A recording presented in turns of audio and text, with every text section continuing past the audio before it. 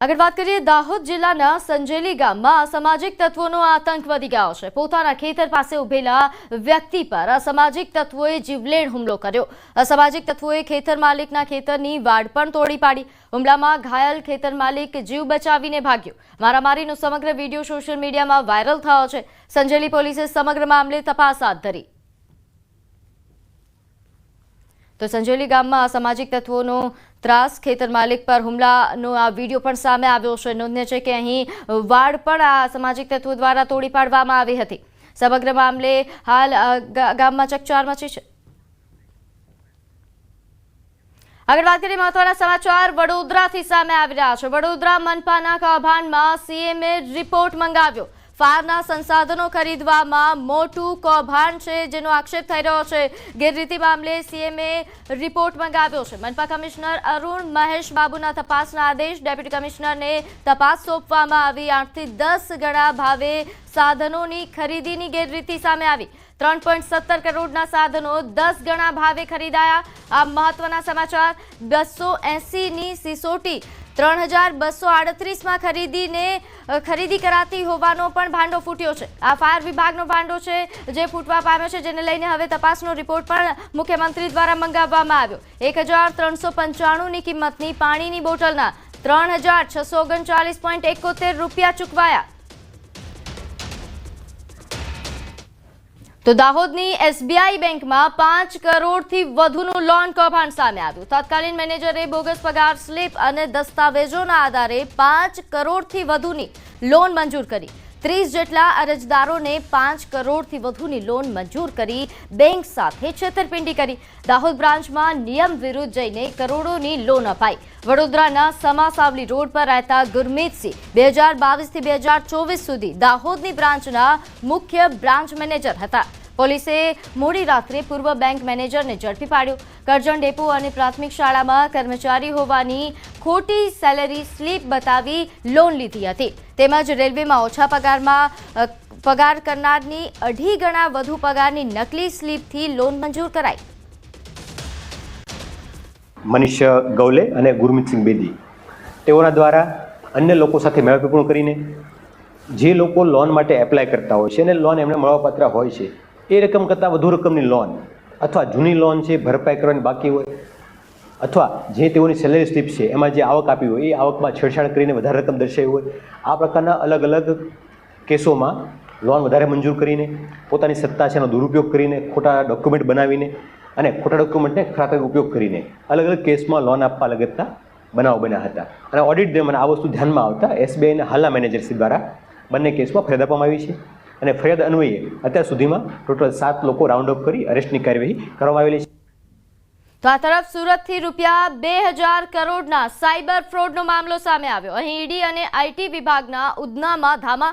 Udhna police પાસેથી માહિતી મેળવી 4 કલાકથી પણ વધુ સમય સુધી તપાસ ચાલી। ઉધના પોલીસ અને ઈડી સહિત આઈટી વિભાગની સંયુક્ત તપાસ। આ કેસમાં અત્યાર સુધી 5 આરોપીઓની ધરપકડ કરાઈ છે। 269 થી પણ વધુ બેંક એકાઉન્ટ આરોપીઓ પાસેથી મળી આવ્યા હતા। ઈડી અને આઈટી વિભાગ હવાલા રેકેટ સંબંધિત દિશામાં તપાસ કરશે। તો સુરતના ભાઠેનામાં ઓનલાઈન કુરિયર કંપનીના ગોડાઉનમાં આગ ચંપી કરવાનો મામલો સામે આવ્યો। ઉધના પોલીસે ગુનાનો ભેદ ઉકેલી 2 આરોપીઓની ધરપકડ કરી। વિશાલ સુનિલ ચૌધરી અને રવિ ગુલાબ સરોજને ઝડપી પાડ્યા અને 7 લોકોને વોન્ટેડ જાહેર કર્યા। તો કુરિયરના ધંધાર્થે થયેલા માથાકૂટમાં આગ ચંપી કરી હોવાની પણ કબૂલાત કરવામાં આવી છે। અહીં આરોપીઓની આરબી એન્ટરપ્રાઇઝના માલિક જોડે માથાકૂટ થઈ હતી અને જે બાદ આરોપીઓએ એકસમ થઈને કુરિયર કંપનીના ગોડાઉનમાં આગ લગાડી હતી। આગમાં 3173 અલગ અલગ પાર્સલ, 2 લેપટોપ સહિત પ્રિન્ટર બળીને ખાખ થઈ ગયા, જ્યાં 15 લાખથી વધુનું નુકસાન કુરિયર કંપનીના માલિકને પહોંચાડ્યું હતું। પોલીસે સીસીટીવી ફૂટેજ તેમજ હ્યુમન સોર્સના આધારે ગુનો ઉકેલ્યો અને વધુ તપાસ ઉધના પોલીસે હાથ ધરી છે।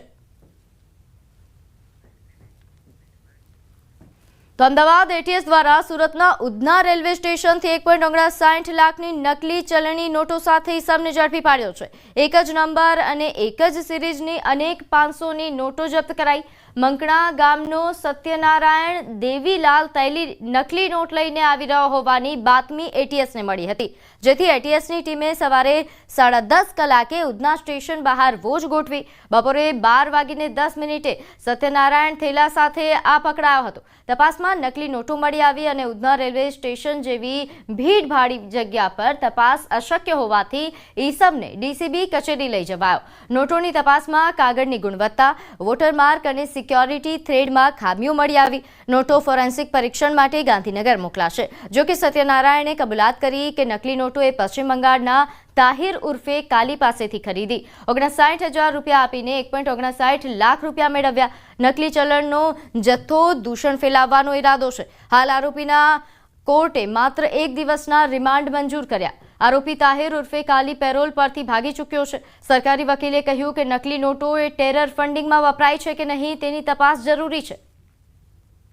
મેન મુદ્દા જે નાણાં હતા, જે 59,000 ઓરિજિનલ જે નોટો હતી ભારતની ચલણી, એ એને આપી અને ડુપ્લિકેટ નોટો મેળવેલી. તો આ જે ઓરિજિનલ ચલણી નોટો છે એનો કોઈ ઉપયોગ કોઈ ટેરરિસ્ટ પ્રવૃત્તિમાં કે કોઈ બીજી કોઈ ગેરકાયદેસર પ્રવૃત્તિમાં થાય છે કે કેમ, એ એનો મહત્ત્વનો મુદ્દો હતો, જેને ધ્યાને લઈ નામદાર કોર્ટ દ્વારા હાલ તો 1 દિવસ પૂરતા રિમાન્ડની માગણી મંજૂર કરવામાં આવેલ છે.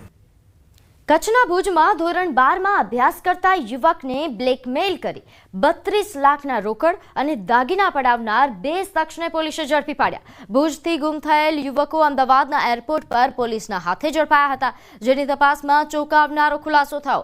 મોજ શોખ માટે નહીં પરંતુ યુવકનો દારૂ અને સિગરેટ પીવાનો વિડીયો ઉતારી સોસાયટીમાં જ રહેતા 2 મિત્રોએ તેને બ્લેકમેલ કરી ₹32.30 લાખની રોકડ અને દાગીના પડાવી લીધા હતા.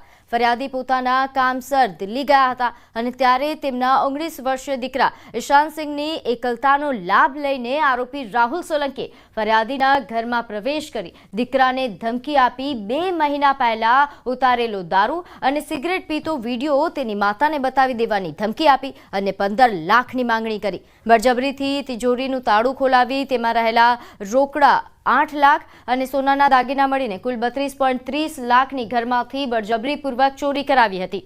બાદમાં સહઆરોપી રાહુલ ઉર્ફે રવિ સાથે મળીને ઈશાનસિંહ અને તેના મિત્રને ધાક ધમકી આપી બળજબરીથી ફરવા માટે ગોવા મોકલ્યા હતા. સમગ્ર મામલે માતાએ પુત્રના ગુમ થયાની ફરિયાદ નોંધાવી, જે બાદ સમગ્ર મામલો સામે આવ્યો. પોલીસે 2 આરોપીને ઝડપી પાડી વધુ કાર્યવાહી હાથ ધરી છે.